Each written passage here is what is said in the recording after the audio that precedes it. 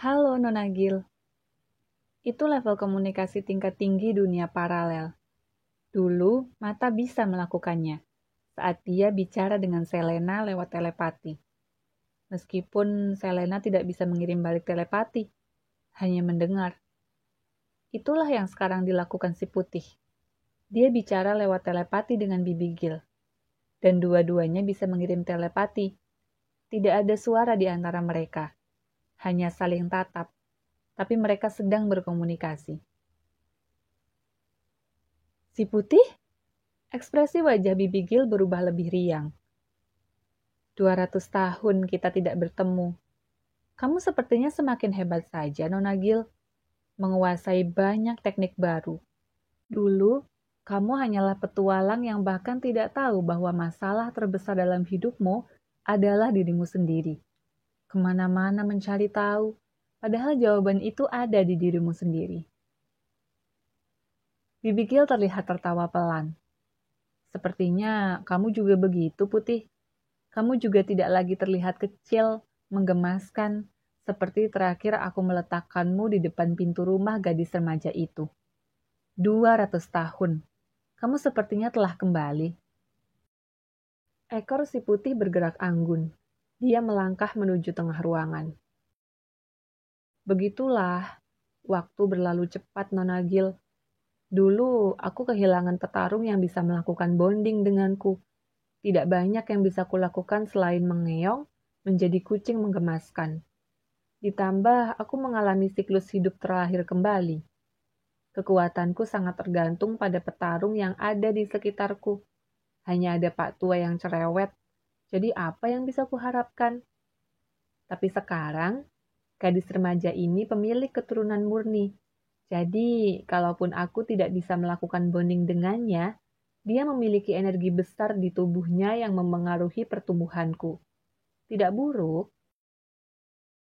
Itu nostalgia dua teman, si Putih dan Bibi Gil. Mereka pernah melakukan perjalanan bersama saat Bibi Gil mencari tahu jawaban yang tidak pernah dia temukan. Si Putih membantunya, membuka matanya, menyadari bahwa dia sendiri jawaban tersebut. Bagi Bibi Gil, kucing ini sangat penting. Dia berterima kasih banyak hal sekaligus menghormatinya. Aku pernah memiliki prinsip yang sama denganmu, Nona Gil. Biarlah dunia paralel menjaga keseimbangannya sendiri. Setiap kali ada kekuatan gelap muncul, akan selalu ada kekuatan lain yang melawannya, mengembalikan keseimbangan.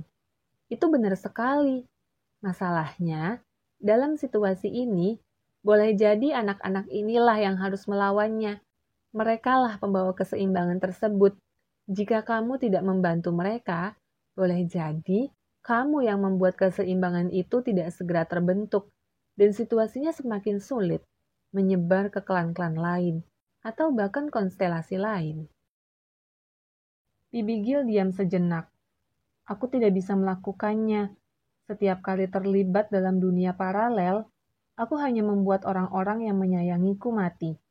Pak Tua, anak-anakku, Bill, teman-teman terbaikku di akademi, juga kakak-kakakku, orang tuaku, seluruh penduduk distrik malam dan misterinya.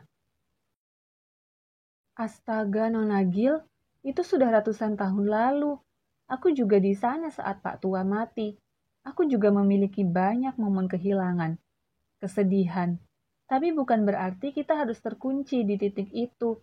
Dan kamu selalu bisa melihatnya dari sisi lain.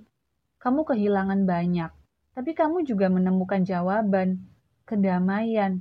Kamu kembali ke sini, menjadi guru, melahirkan banyak petarung hebat dunia paralel, termasuk anak-anak ini.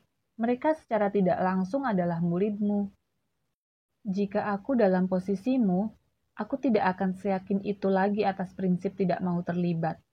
Karena dalam situasi buruk, lantas kerusakan terjadi di mana-mana, maka berdiri diam, tidak terlibat, justru merupakan tindakan pengecut, Nona Gil. Dunia paralel sedang menuju titik keseimbangan baru, setelah ekspedisi Aldebaran 40.000 tahun lalu yang membuatnya kacau balau. Semua peristiwa yang terjadi ribuan tahun terakhir akan berkumpul di momen tersebut, termasuk kekhawatiranmu tentang matahari minor. Aku juga bisa merasakan kekuatan gelap itu tumbuh. Dan anak-anak ini boleh jadi bagian terpenting, bukan karena mereka petarung paling kuat, tapi mereka memiliki sesuatu yang tidak pernah kita miliki selama ini. Kepedulian, persahabatan, rela berkorban demi teman, kebaikan, kepolosan. Lihatlah Nona Gil, anak itu menangis bukan karena dia egois atau ingin menguasai teknik terhebat, berkuasa. Dia hanya ingin membantu temannya. Bukankah kita tidak pernah memiliki sahabat yang menangis untuk kita selama ini, yang benar-benar turut sedih saat kita sedih, benar-benar ikut bahagia saat kita bahagia? Sebaliknya, kitalah yang menyakiti orang-orang yang justru menyayangi kita. Anak ini, dia menangis untuk temannya. Si putih berdiri persis di depan Bibi Gil. Ekornya tegak menjulang. Bibi Gil terdiam. Lebih lama kali ini. Badannya bergetar pelan. Entahlah, apakah dia sedang mengenang momen-momen dalam hidupnya atau mengenang orang-orang yang pernah ada di sekitarnya. Demi persahabatan kita, Nona Gil. Demi Pak Tua, bantu anak-anak ini.